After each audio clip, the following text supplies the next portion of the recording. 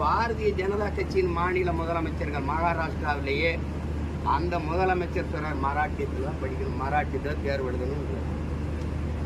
உங்க கட்சி தானே காங்கிரஸ் கட்சி, கூட்டணி கட்சி கர்நாடகாவில் Siddaramaiah, no English only Kannada, only Kannada, this is Karnataka பேசுறாரு. இப்படியே பேசுறாரு.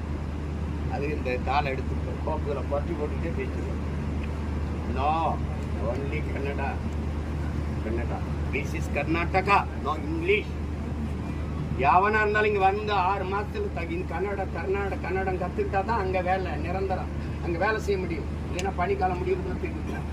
இங்க அப்படியே தமிழ்நாடு தேர்வாணையத்திலே வந்து இங்க வந்து தேர்வு எழுதி தேர்ச்சி பெற்று வேலைக்கு போயிடலாம். அப்புறம் 2 ஆண்டுகளை தமிழ் படிச்சுக்கலாம்.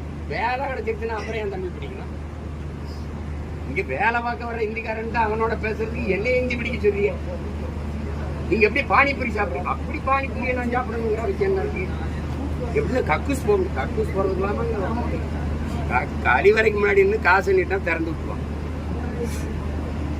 இதெல்லாம் ஒரு எதுக்கு சண்டை போட ஆள் இல்லை, பேச ஆள் இல்லை.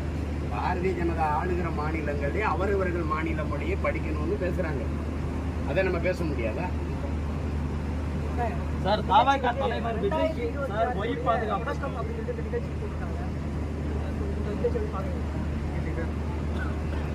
அவ்வளவுதான் முடிவு. 2026 தேர்தலுக்கான தொடக்கம்.